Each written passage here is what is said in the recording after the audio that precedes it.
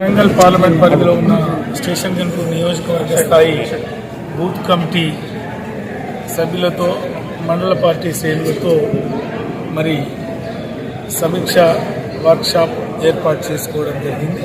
మరి ఈ కార్యక్రమంలో గౌరవ జిల్లా నాయకులు, మాజీ శాసనసభ్యులు, మరి పార్టీ పెద్దలు అందరూ కూడా పాల్గొనడం జరిగింది. మరి 13వ తారీఖు జరిగే ఎన్నికల్లో మరి బీజేపీ పార్టీ అవలంబించాల్సిన పద్ధతి పైన సూచనలు, సలహాలు, దిశానిర్దేశించడం జరిగింది. యావత్ భారతదేశమంతా మూడోసారి మోడీ గారి నాయకత్వం కావాలి, మోడీ మళ్ళీ రావాలి అని ప్రజలు కోరుకుంటున్నారు. ఆ ప్రజల్ని కలవాలి, ప్రతి కార్యకర్త ప్రతి డోర్ టచ్ చేయాలి, బూత్ స్థాయిలో ఇంటింటికి గడప గడప తిరగాలని నిర్దేశించడం జరిగింది. మరి ఈ రోజు ఉన్న పరిస్థితుల్లో మరి మొన్ననే అధికారంలోకి వచ్చిన కాంగ్రెస్ ప్రభుత్వం మాయమాటలు చెప్పి ఈ రాష్ట్రంలో ఉన్న పేదలకు, బడుగులకు, బలహీన వర్గాలకు, రైతులకు ఎలాంటి ఇచ్చిన హామీలు అమలు చేయలే. అది మహిళలకు 2500 కావచ్చు, 2 లక్షల రుణమాఫీ కావచ్చు, లేదా నిరుద్యోగ వృద్ధి కావచ్చు, రైతు బంధు కావచ్చు, రైతు బీమా కావచ్చు, ఎలాంటి కార్యక్రమాలు చేయలే. ఈరోజు సాగునీరుకు, తాగునీరుకు కటకాటాల పరిస్థితి ఉంది. కాంగ్రెస్ పరిస్థితి తెలిసిపోయింది.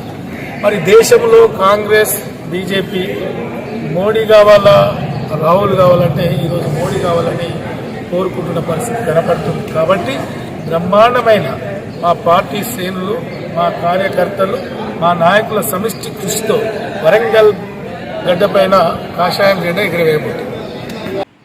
ఒక సామాన్య కుటుంబంలో పుట్టి మీ మధ్యలో పెరిగి ఉన్నత విద్యను చదువుకొని ఆ రోజు రాజకీయ రంగ ప్రవేశం చేసినప్పుడు సమాజం, సామాజిక న్యాయం, బడుగుల అభివృద్ధి, అవినీతి రహిత పరిపాలన అన్నప్పుడు మరి ప్రజారాజ్యంలో టీఆర్పీ నుండి మరి ఆ రోజు రాజకీయంలో చేరి మీ అందరి ఆశీర్వాదంతో 32,000 ఓట్లు ఆ రోజు మనం సంపాదించింది.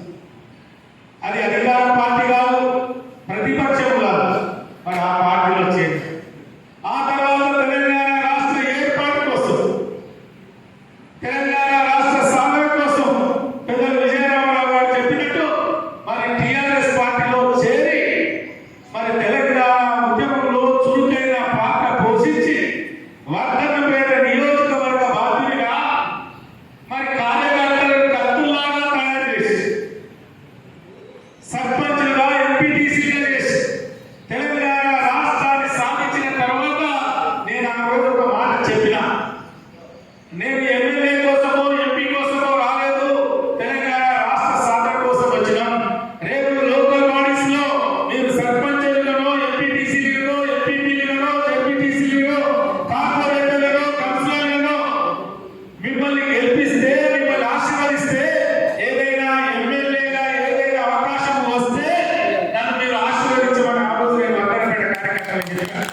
అదేవిధంగా 100% లోకల్ బాడీ ప్రజాప్రతినిధులు గెలిపించుకున్నా, నాకు ఎంపీపీలు, నాకు ఎంపీటీసీలు, పెద్దలు గౌరవనీయులు మాజీ శాసనసభ్యులు ధర్మారావు గారిని వేదికపైకి రావాల్సిందిగా కోరుతున్నాను. మరి ఆ రోజు కూడా మరి ఆ ఉద్యమ పార్టీలో చేరి మరి 2 పర్యాయాలు మరి ఆ నియోజకవర్గ ప్రజల ఆశీర్వాదంతో మరి నేను శాసనసభ్యునిగా అయ్యాను. మరి 3వసారి మరి పోటీలో ఉన్నప్పుడు కొంతమంది ప్రబుద్ధులు, కొంతమంది దళిత ద్రోహులు, మరి కొంతమంది ఈ మధ్యలో ఈ నియోజకవర్గంలో గెలిచి పార్టీ మారిన పరిస్థితి. దేనికి? మమ్మల్ని వెన్నుపోటు కొట్టడానికి 3వసారి గెలిస్తే మంత్రి అవుతారని కడుపులో కత్తులు పెట్టుకొని కౌగలించుకొని ఏ కార్యక్రమాలు చేసిందో మేము అధిష్టానం ఉంచినాం. మరి ఈ రోజు మేము ఓపికగా చెప్పినాం, నేను అయ్యా నేను ఉండలేను, నేను వెళ్తున్నా, నాకు టికెట్ కూడా నేను ఆశిస్తలేను, నేను చెప్పి నేను వచ్చాను. మరి ఈ రోజు ఏం చేశాయ్యా? ఉన్న దళితులందరినీ బయటికి పంపి నువ్వు ఆ టికెట్ అనౌన్స్ అయినాక పార్టీకి మారి దళితులకు ఏం ద్రోహం చేసావు ఈ నియోజకవర్గ ప్రజలు చూస్తున్నారు, గమనిస్తున్నారు, మేధావులు ఆలోచిస్తున్నారు. ఈ రోజు ఏ ఒక్కరిని కూడా నువ్వు ఎదగలే, ఏ ఒక్కరిని కూడా నువ్వు ఎదగలే. వర్ధన్నపేట ప్రజలను ఆశీర్వదించారు, మా గంటూరు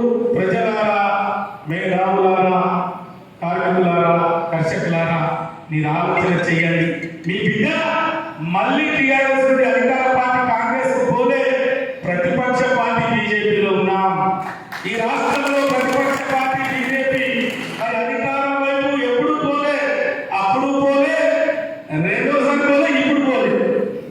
అధికార పార్టీ కోసం కాదు, మరి ఈ దేశం కోసం మోడీ గారు, ఈ దేశ రక్షణ కోసం మోడీ గారు, ఈ దేశ స్థాయిని, ఈ దేశ సంపదను ఎక్కడికి తీసుకువెళ్ళిన 10 సంవత్సరాలుగా మీరు చూశారు.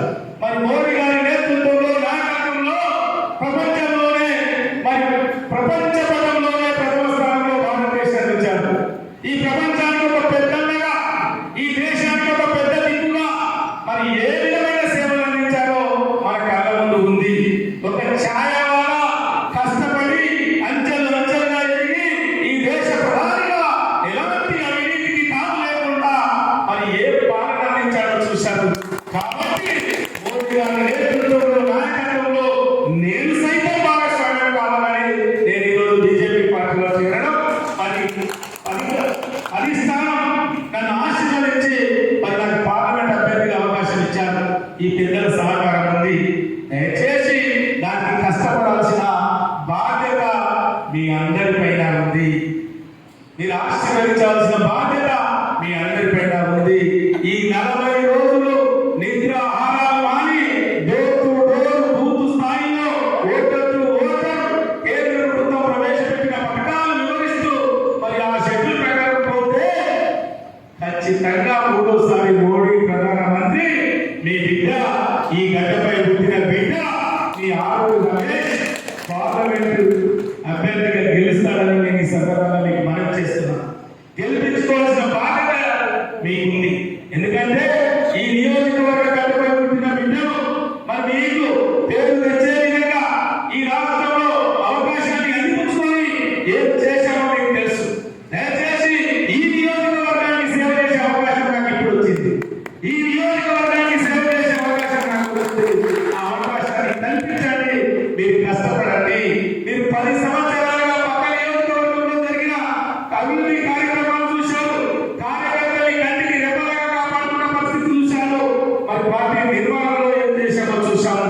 అదే విధంగా రేపు రాబోయే రోజుల్లో భారతీయ జనతా పార్టీ కార్యకర్తలకు మరి అన్ని పనులు వచ్చే విధంగా రేపు మంచి అవకాశం రాబోతుందని ఈ సందర్భంగా మీకు మనవి చేస్తున్నాను.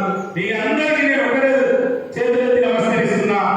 దయచేసి మీరు ఈ 40 రోజులు శ్రమించాలి, కష్టపడాలి. మోడీ గారి నాయకత్వాన్ని ప్రజలు కోరుకుంటున్నారు. ఈ దేశం